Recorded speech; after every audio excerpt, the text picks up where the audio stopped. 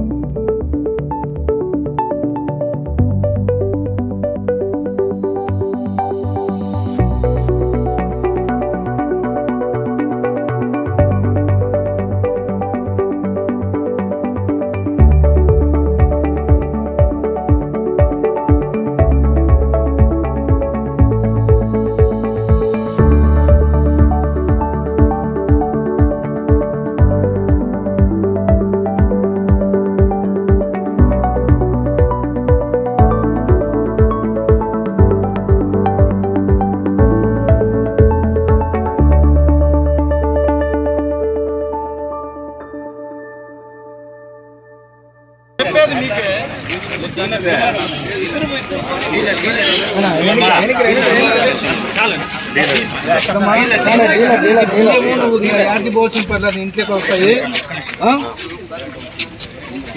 Pension వస్తుందా ఎంత వస్తుంది బియ్యము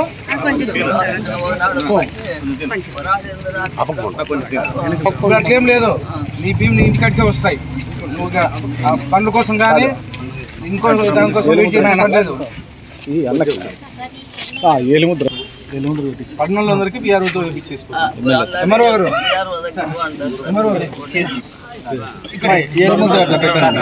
బియ్యం ఇది నీకు ఇట్లా ఇంటికి వచ్చి ఇచ్చిపోతారు. అనంతపురం అర్బన్ నియోజకవర్గంలో ఎఫ్పి షాప్స్ ఓపెన్ చేయడం జరిగింది.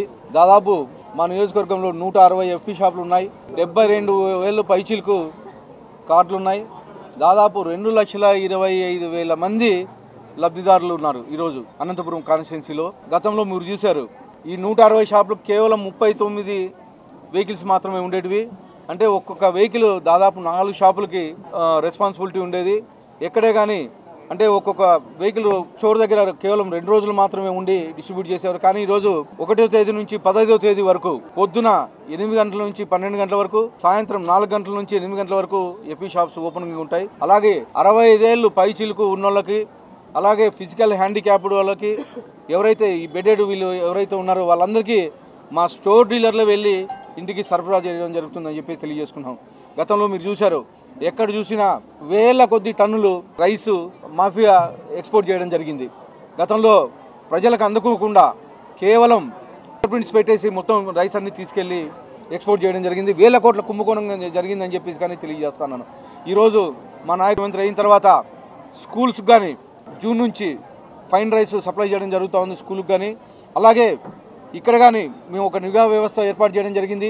మా ఎంఆర్ఓ గారికి డిఎస్ఓ గారికి కానీ ఇన్స్ట్రక్షన్ ఇవ్వడం జరిగింది. ఖచ్చితంగా 1 నుంచి 15వ తేదీ లోపల సప్లై చేయకపోయినా, లేకపోతే షాప్స్ ఓపెన్ చేయకపోయినా డీలర్స్ మీద కానీ చర్యలు తీసుకుంటామని చెప్పేసి ఉపముఖంగా తెలియజేస్తాం. Please subscribe to Leo news for more videos.